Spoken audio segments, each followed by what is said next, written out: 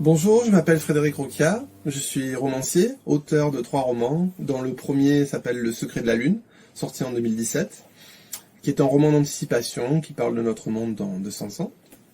L'année dernière, j'ai écrit La disparition de Natacha B, un polar bercé dans l'univers du jazz.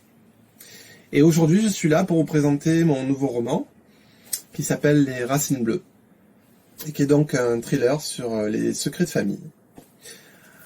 Dans ce roman, vous pourrez découvrir l'histoire de 3 personnages. Tout d'abord Sam, un jeune trentenaire magasinier dans un supermarché, qui trouve sa vie sans saveur et qui a envie de donner un sens à son existence.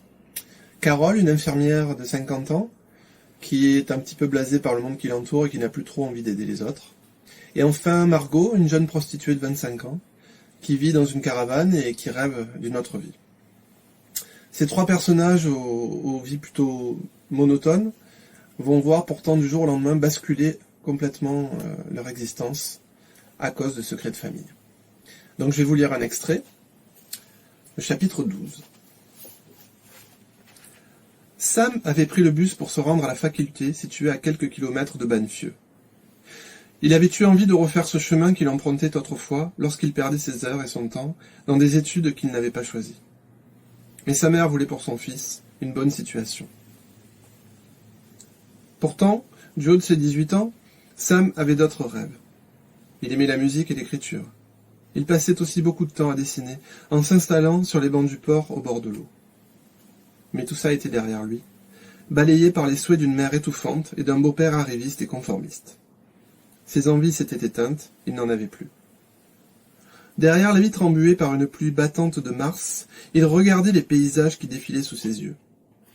Il se souvenait de ses trajets vides de sens, de ses allers-retours qu'il savait vains. Des journées d'examen où le bus entier avait les yeux rivés sur les cours pour réviser une dernière fois. Pas lui. Ses résultats étaient des plus médiocres. Et après 3 années d'acharnement, sa mère avait cédé et Patrick l'avait humilié. Lucas avait simplement ri aux éclats.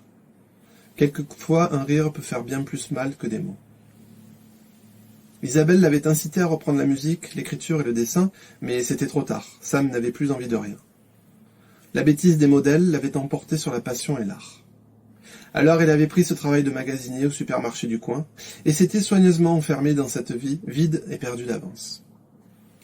Le bus arriva au terminus. Sam, abrité sous son vieux parapluie cassé, s'avança vers le campus. Il ne reconnaissait plus rien. Cela faisait maintenant 9 ans qu'il n'était pas revenu, et les bâtiments s'étaient considérablement multipliés. Il entra dans le hall principal et ferma son parapluie. Le lieu était désert.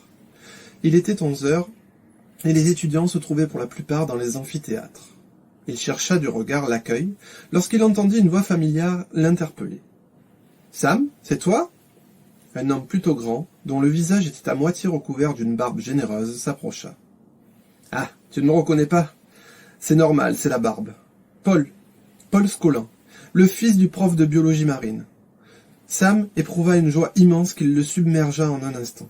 « Sam, ça fait tellement plaisir !» Paul Scolin avait été son seul ami d'enfance depuis l'école élémentaire jusqu'à la faculté. Ils étaient devenus inséparables dès les premiers jours et s'étaient perdus de vue après le départ de Sam du campus. Sam avait en horreur l'arrivisme et le faux sérieux que s'imposaient les étudiants pour parvenir à obtenir leur diplôme si précieux qui les mènerait pour la plupart à devenir profs dépressifs, chercheurs mal payés ou employés de supermarché. Paul, lui, était différent et passait son temps à rêver d'un monde meilleur. Un utopiste qui avait finalement, par défaut ou par dépit, emprunté la voie des autres. « Je suis chercheur ici. Oui, je sais ce qu'on disait. Chercheur mal payé. Mais je ne voulais pas quitter Banfieux. Toute mon enfance est ici. Mais viens, il faut que je te fasse visiter mon labo. » Sam accompagna son ami et franchit plusieurs bâtiments, avant de prendre un ascenseur immaculé qui le rappela celui de l'hôpital. 12 étages plus haut, la porte s'ouvrit sur une vaste salle emplie d'instruments de mesure et de grands aquariums, où nageaient toutes les espèces de la manchenille. « Voilà mon bureau. Je sais, j'ai suivi les pas de mon père. Mais je bosse pas avec lui, je ne suis pas non plus kamikaze. » Sam entra et s'approcha des différents aquariums. « Tu sais que la manchenille a perdu la moitié de ses espèces ces 10 dernières années ? La faute aux plaisanciers qui déciment tout l'écosystème marin en l'espace de 2 mois d'été. Les gens sont comme ça. Ils trient leurs ordures pour la planète et viennent bousiller le vivant pendant leurs vacances. Que veux-tu ? C'est l'époque qui veut ça, mais ça changera. Tu te souviens de ce qu'on disait? Ce n'est pas à nous de préserver la planète, c'est à la planète de se préserver de nous, récita Sam avec nostalgie.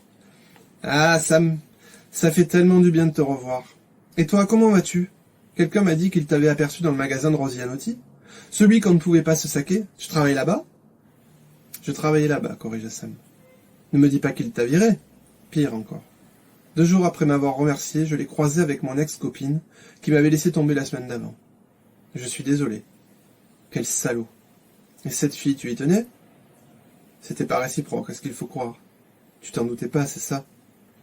Elle m'est tombée dessus comme ça du jour au lendemain. Ça a duré 3 semaines. J'en suis tombé amoureux, et puis c'était fini. Quelle histoire! Qu'est-ce que tu fais là aujourd'hui? Sam perdit son sourire et Paul s'excusa. Pardon, je n'étais pas sûr. T'es là pour ton frère? Je ne savais plus si tu le voyais encore. Si je me souviens bien, tu ne le portais pas dans ton cœur, si je peux me permettre. Oui, tu peux, mais ce n'est pas mon frère, plutôt mon demi-frère. Et oui, je suis là pour lui. Je voulais tenter de comprendre ce qui s'était passé hier matin. La police a dit qu'il s'est fait renverser par une voiture devant le campus alors qu'il s'enfuyait. C'était 8h30. Pourquoi est-ce qu'il n'était pas en cours et pourquoi est-il parti comme ça? Alors tu n'es pas au courant? Répondit Paul mal à l'aise. Au courant de quoi? Voilà. J'espère que ce petit extrait vous a plu. C'était donc Les Racines Bleues, un thriller sur les secrets de famille. Je vous dis à bientôt et je vous souhaite une bonne lecture. Au revoir.